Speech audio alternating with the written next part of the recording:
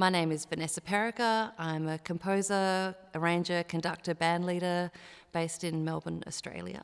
I started piano at a very early age, classical piano, and then shifted to trumpet, and somehow found myself studying jazz at the West Australian Academy of Performing Arts and loved my time there. I entered as a jazz trumpet major and then fell in love with composition and arranging, so that ended up being my major later on in my degree, and fell in love with big band writing while I was there. So most of my work is in large ensemble big band writing and symphonic writing, but nowadays I'm exploring other options. So from big band jazz, I unexpectedly found myself working with the Melbourne Symphony Orchestra back in 2021. I was approached to write a suite with my music and rearrange that for my orchestra, the Vanessa Perica Orchestra with the MSO, that was performed at the Sydney Myer Music Bowl. And then we had another collaboration later on that year, so I really fell hard for classical there. And before you know it, now I'm writing for string quartet, which I love very much.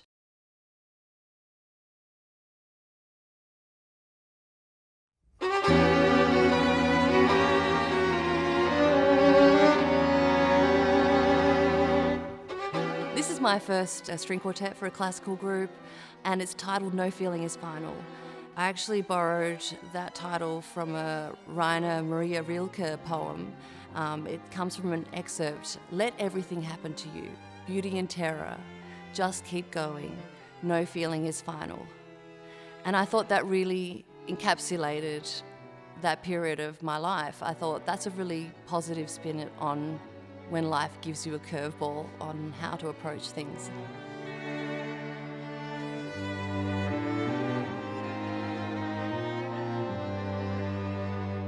This piece is incredibly personal for me. It happened to coincide with a really tumultuous period in my life. I wasn't quite sure what to write about, and I find myself just at the piano a lot of the time when I'm composing, and I was sitting there lamenting about how things were going in the world, and I was feeling a bit angsty, and then I came across a beautiful quote from Leonard Bernstein, and I'm probably going to screw this up, but something like, "This will be our reply to violence, to make music more devotedly, more beautiful than ever." And I thought, well, that's one thing I can aspire to do in this moment.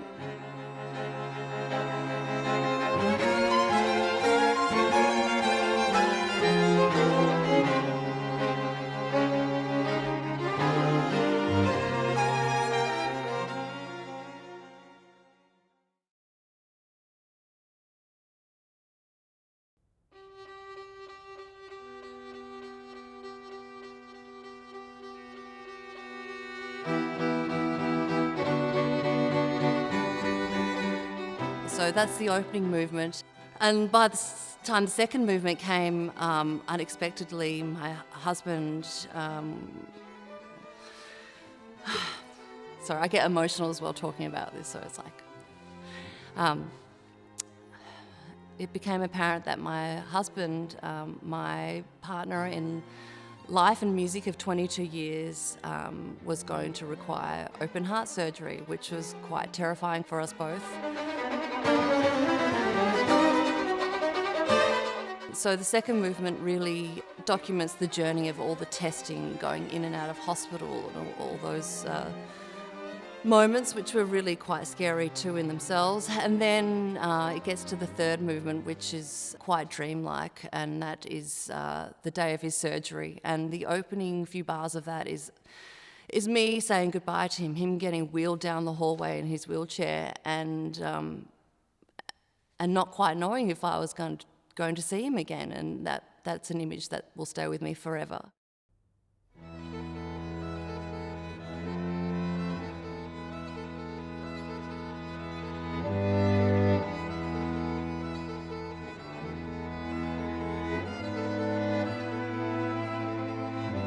And then from there, it really traces the journey of waiting to see if the operation went okay. That was a bit harrowing in that it went longer than anticipated. I was waiting for that phone call, so I was a bit of a mess in the apartment.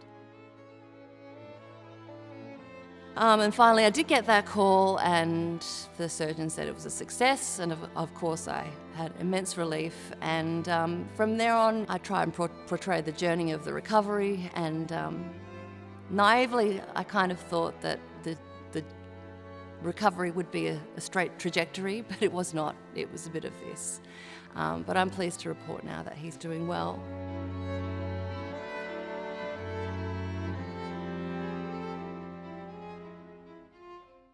So a month after his surgery, I was due to attend a symposium in Nashville, the International Society of Jazz Arrangers and Composers, to present my work there. And I was really uncomfortable leaving him so soon after the surgery. He was still quite fragile, and I said, I don't think I can go. And he said, don't you dare cancel, I'd never forgive you. So with his blessing, I went to Nashville and New York, hence the end of the third movement. It's quite a quick into that, me flying off.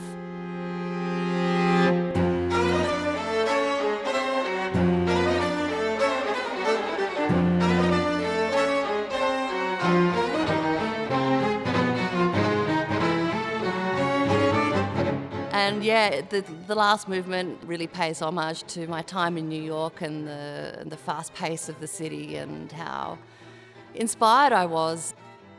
It pays tribute to a lot of my favourite jazz heroes, I think rhythmically and groove-wise. It's a little more jazzy than the other movements. So yeah, it's basically an autobiographical. It was quite a time, but you know, with these sorts of curveballs in life, they give you a lot to write about, and I'm really into telling a story. And yeah, I had a story to tell.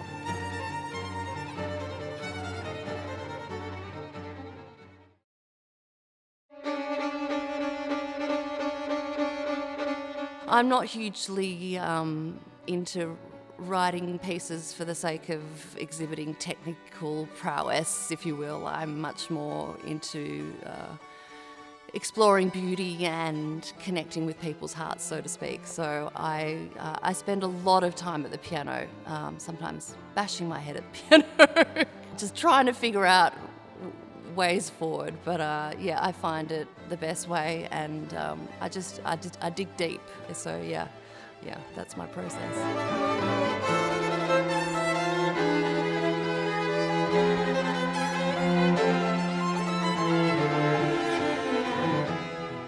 Generally speaking, when I was writing for the group, I was really into exploring groove, and I think that's something we really take from the jazz world.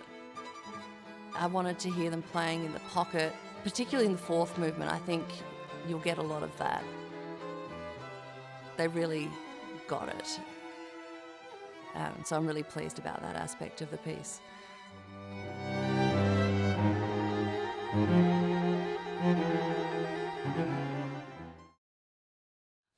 It's been the most thrilling project of my career so far, without a doubt. It was really helpful getting to meet all four of them and getting to know them a little bit, their personalities, and then I also went to see them quite a few times before and getting to know their individual voices. That was really important to me. I'm not just writing for a string quartet, I'm writing for the ASQ.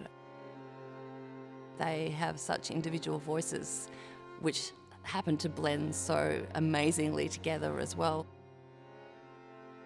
I thought really hard about what they might like to play, and I thought a lot about restraint. With such an incredibly virtuosic group, there's an easy tendency to want to perhaps write all the things. I wanted to ensure that melody remained king. I just wanted to make sure it still sounded beautiful, but at the same time giving them enough to latch onto and to challenge them and stretch them. Yeah, it's really stretched me as a composer. I hope they feel emotionally connected to the work, moved, uplifted and inspired. It's interesting, when I was on tour speaking to people after the concerts, I got a sense that people were injecting their own personal stories to what they were feeling when they heard the piece, which I love the idea of. Yeah, music is very subjective, but my hope is that they love it and want to hear it more than once. That would be nice, yeah.